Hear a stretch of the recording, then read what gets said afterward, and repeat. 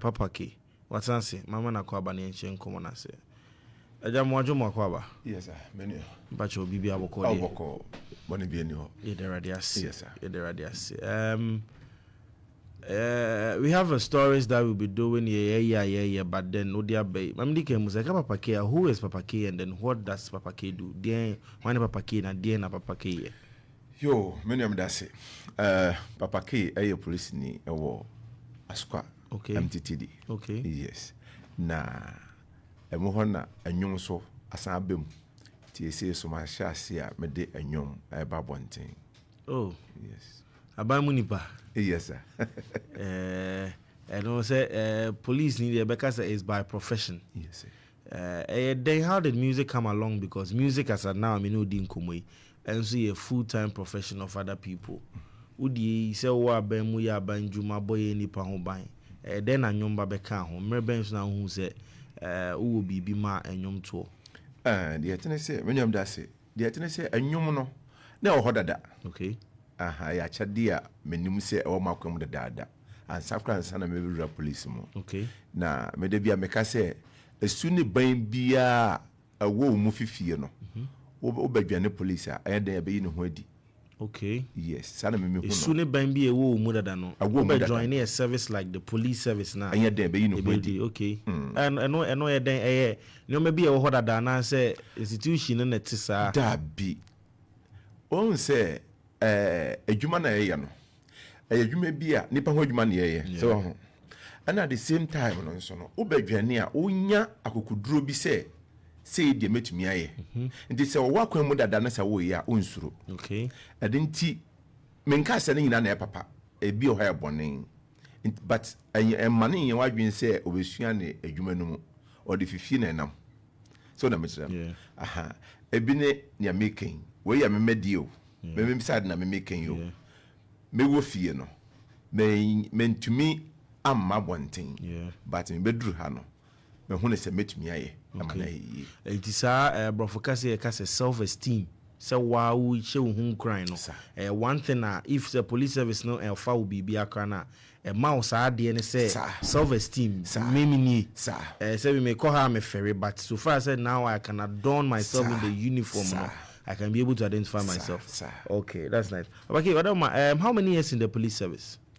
Oh, me ko be 15 years in the okay service. And then how many years na fan say watch there would nim say wo mu dada you know.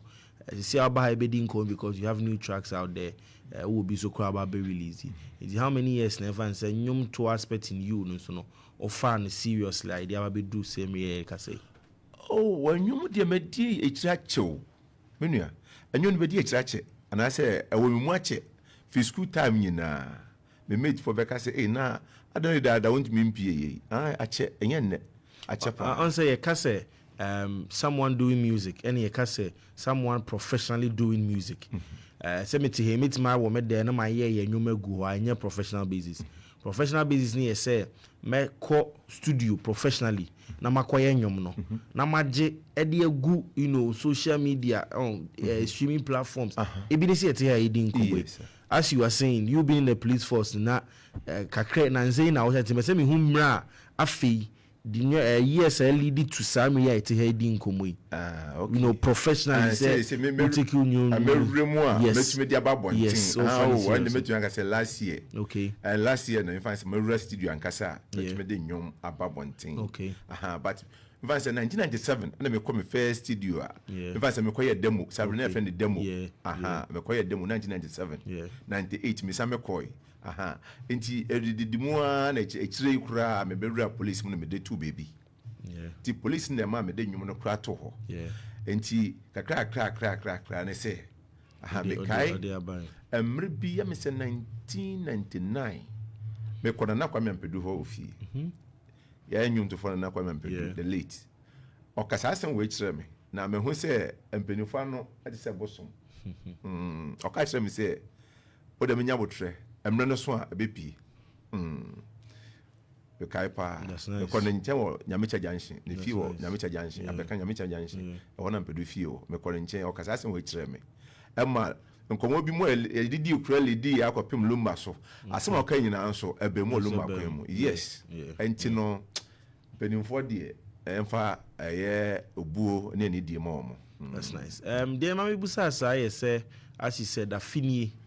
I would take it as the music profession very very serious. Say bi dwumadi angasa wudi nso yese wo boni pa ho ban. Yes. Bambosem de bia be ko adwuma wankwa no pa be ko awia wankwa awia be ko anwumre say bi abusua wo ho mixing it with music e bia ntwe bia kwa mu emre o say bia hia o say professionally now no emre bia hia so ba ban bi no na bia o say wo wakobuki studio time bi o say okọ emre o say bia wanya nwum bi inspiration person okọ studio na nka de ko good beat so o try no bia you have to be in a uniform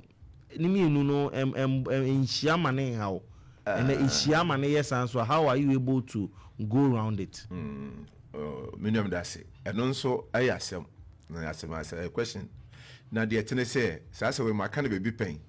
say you make I say a call depot because Kofodia Galloway I found me call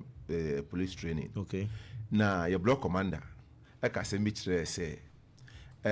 police ye nimre na so ya tobre okay so what you see ye nimre emre ni tobre ya tobre o kana sa na enye sikasem okay but o pese o kire wo say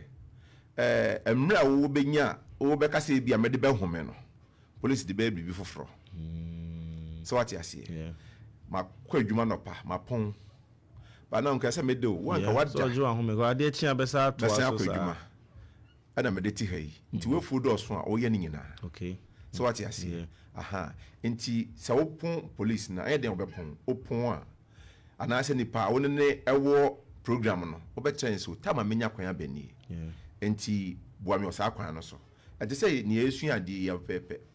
obi a police ni o sa ko school ba we police ni obo nipa mo ban aha no so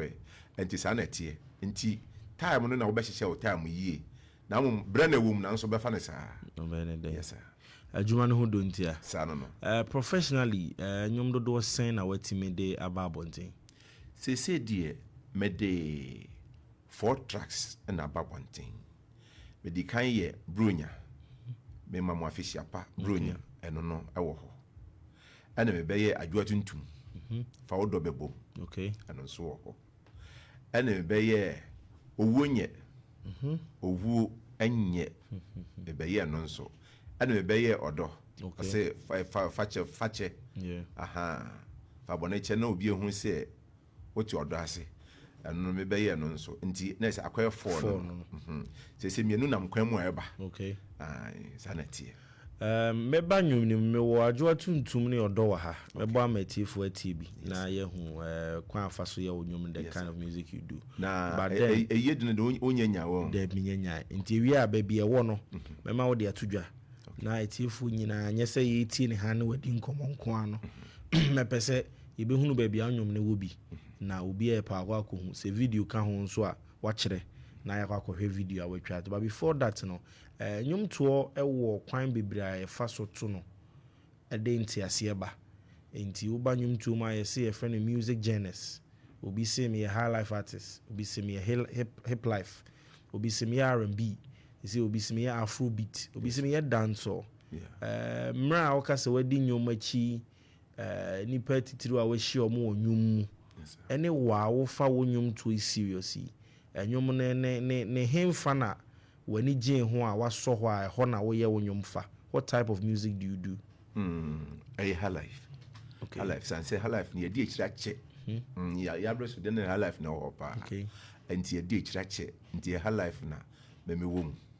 okay bibi say mo abreso mo di Highlife ekira che yes sir yesi nyumtuni bia nso ete se ayi Camilo ye kan juize abosoma ketre timi dane ne ho ayade a wo pe ayade a wo do but sisi e ubetimi aye bi foforo aside Highlife na say afini a wo sha ase professionally you know obenya sika obe keep no wo Highlife na wonim pe eti ase etimi ye na say sisi e ma we foforo bi abetimi na nyom foforo bi afra different genre afra say ready man o say one man beat foforo nka meto ya enye Highlife obetimi de aye nnwom sisi say any Highlife any Highlife dear many ni sa ho no okay but say Highlife dear e ho na mani kire yes ebetimi ka say as a professionally you know o sha se pan ye afini you know Highlife na ya de a wa perfect tete no that is the line you are toning it is ya nnwom mienu a de wa ye bebo yi de wa ye dada nan a wa dada yi mienu ebeka ho ebebe nya we should expect it to be of the Highlife no okay sir okay obi so wasne in music production because in the nyom to no wo pepa no wo adwene ne de tro wo nyom no wo hu hia pa oni asenke anse katire no ba wo be hia nsane nan ne de anante enti na ye wo producers we ye wo manager ne record label na sefo wo as nyom tuni enye police ni wo as nyom tuni papa ke wo bibisa wo manager wo producer wo bi a wo so wasne boa wo nyum tuo ni mu mpacho anu de se menyenye bi okay nti akoye se miana me forso ase me ye bribia okay ba ho behia se ne wo kan so menye bi nso anka me pepa ti wa na nyum ne adwene ba wako studio wako ya wa dia producer bibia disi a oti ho ebitima ka se wo nya nyum tu ni keke wo ye producer wo ye manager ye record label wo ye bibia ba se madwuma ne yedin na enyum de wadi kan de ababo nti mu bi wo ho a watwa ho mfonyine watwa ho video metwa adwatuntu no me video no ba akase oye editing no akase obewie na tese no na ababo nti enche kra acha ba a week time ne de na tese adwatuntu video abonten why na produce like when I mix a beat no boy yeah friend austere record high tension here atonsu high tension hona rhythm no many aje ho pa ntina am di kan busa first and say why na ball nyum no o release adwatuntum da be 5 months ago okay and I'm release adwatuntum okay na za fi mu abe 5 months ago 5 months ago and then o release you know a hemfa na o de to a hemfa na obi pet ya wonya bi YouTube ewo ho oko TikTok ewo ho audio mass dey afena me pese me de kwato sa ho no so nti digital platform Facebook na de nya nti o search papa ke ya pese wonya me I think some come me can musa ya about so be so as a producer and as for them say hone baba hia pa sa asa say many be nti amache say anka ba na anka say anka ye wie bibia say digital platform ne dey ade hia papa obeye bibia nyum to bibia mu po amana kwa digital ni I think say you would get there enye we na wo hu video no anamboa we na me video no nti omo ye editing no acha week time there okay beba okay u feature obi wo so committee ni bia na backup singer me feature aye we Alhaji Bu ono rap wo nyum we mu Alhaji Bu yes na oba ne den ye backup vocal ono backing vocalist yeah we so releasing them rebel we no be 3 months aba okay be 3 months aba and also feed out the by omo anim wo tie wo nyum what has been their response then omo kan omo ni je ho what has been the response in onyoma de abenya how would you say won say me da say won say mabe new ntina ma meka say nkrofo tie na akra de nkrofo tie sana me hu no o page no so na de a me hu no say nkrofo tie na akra but all the same no or some improvement into me ba advert ni ya more and e ma nkrofo tie me hu no more bonji brema e wo question bi abusa wa yes de me person me busa ni say on say okọ that security institution ni mo a e ya no mo wo it is a okay omo band police band police band ya de busa say o join ni bia na benye bida ebe pa say anka o be okay benye bida say because enyum we pa na wanya police band no way tree na omo bona auto no live it will be very very nice it will be very very nice then I've also noticed me search up you know YouTube no and shadanye enshem crimes are intini minim why na ye hono ma o why na obi wo ha ototo sa nyoma na ma o upload you or programming you ma enyum na ye ma still no because akwai say me new bi a obe ya ma nti ono na eduru nke no bua me aka ye hwehwe odi na ye check akra se no me ball papa k no nneɛma ahodoɔ bebree na ɛba nti agye sɛ wode topic ɛka ho ansa na ɛyi na ba nti sesei ɛdin no wobɔ ne sɛ Papa K nko a yɛnkɔhwehwɛ no wɔ YouTube a ɛkyɛ ansa na wahu ɛdin no agye sɛ Papa K pɔtee no then sɛdeɛ ɛsi de nnwom no totoo hɔ no nso so no encounter views no videos na ɛwɔ hɔ wohu sɛ ɔde atoto hɔ no but encounter ntiam sɛdeɛ upload ne si kɔɛ no mfom so kakra ɛwɔ ho wɔ hɔ nti no wokɔ awadaroma na wahwɛ no ama na yɛ hɔ nom nyinaa yi nice Bontu okay. Okay. Okay, yes so. O say o the new tracks eba. Yeah. Yen hwe ni mu da be. New tracks ne dear. Acha by month time. Ba ko be pie. Okay. O say dwantoa. Okay. Adana odwantoa. Say oni obetie. Na nipa on nete no. O say ebia onye nti oni ne ejai. Afi okoye na afi okonye obi a oni ne atwi so a. Afi na esa how na wodi mi ka what's up for chidi dwantoa na pacho wodi mesre wodi kono ko pacho na oja fo nsamra ti dwantoa adane dwantoa no so I ready she but in person me twentwen so akra by month time de na se e wa bonten e ba na ye wi a yankopon ya adomo a next year January ano de ejadem papa I was say afi ai besimu yakọ Easter okay enti be the Easter nwomo ba okay anu yakwewu ane abono okay yebakọ abono ane kwewu enti anu no ho nwon so ai ready but anu me pese me jane next year na eba na se de be ko di Christmas no e dwato ano Christmas is the dwanto na de ko dwanto bachomati be da se se ba so bi pese ohunu a edin ne yeden na ye hwehwe o hemfa so na be hwehwe Papa K na wo Facebook Papa K na baby a obehwe mbia Papa K na okay YouTube ni so ho na di benya enya wonyum Papa K na Papa K that's na be ka twa to metifo ne Opemsuo ayo de me ka twa to ne se mo bibia yakọ sanse eto asante a na to bibia to bia nti ye na nanso adafom a yenya nkura no nti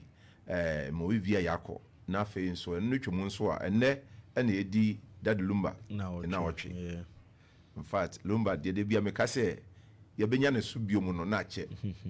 enye yie kura enye yie lumba de ne si ane mu bie ni ho oh bontu se ebia Papa K na babe sere o si anwene nwumu yi no Opemsuo ba ye batu ntumi sanse lumba de o lumba de bia me kan because almost see so nyina no me di omochia na se me ti omo abepemenne one na nature mpon almost see so no me di omochia abepemenne enti minim dia meka lumba di nya dia ye betumi nya no so anwuntuni dabi enye yi do obi ba be ye bi ono aso kan obi o chese e ba be ye bi akọ obi ba be ye bi ba se pass obetumi eto no dabi ebe ye den because ne nyum no anakra na me catch madam for baako say yes na ye wonwunto for hene na nakwa miampedu oye bi pa o hyase ma yesumi na so ntonko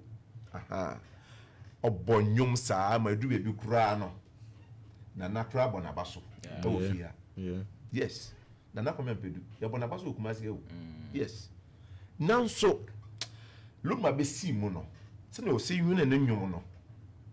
ampedu me kọ nti ofie no akra de e dance extra me kai pa o se sa kwa re de untumi no 97 no 97 that's 1999 okay me kọ nti ofie sa na o ka extra o se hwe lumba me se me unto ase no e bia na osua na so na se me yi nwum to no lumba yi na di a ye be to lumba de no me de no be ka dem enti na ma hwehwe so lumba no ampedu dun ho dance extra okay ansa na obi wu enti lumba de enya no so enti ya hwa de kase e wo man no mu ya hwa de kase papa because the dini kwechiri okay nanso o ya danya e wo se ba wontumi Opemsuo ti na ma obi bia yakọ na yantwen date nso a omode abusuan no de be den de be pia bonte se bia date se ne yenhwe ne yenkra na chiri na chiri so enye fe na ɛma yɛ remfi akosi asɛ o so kan yo nyam na meka ane ne ma o o se ne ma ne die anti saa die a obɛ samantwintwan yo aha o kan nyum sa so why ne will at all that ono kware za nyumtuni otimi ye will chance ye wo nyum yes o kan nyina o waka akyerɛ bebia yɛmfa yɛ ni nhwɛ nti nyam na meka nti sɛ yɛanya ne saa die a ane obɛ samantwintwan ya be enso ama no yes baba ke be da se ye be hwe ni mu to say the new song ne beba before say beba ndie didi we ya be di asasa da se say ne odo ni mu nyam beta dwumadi esu medwetwe nkomo nyum fofo ne so be ma etifu ate na se mren so be ma ya gimre na yesa no yes sir da se so be hia pa da se so we have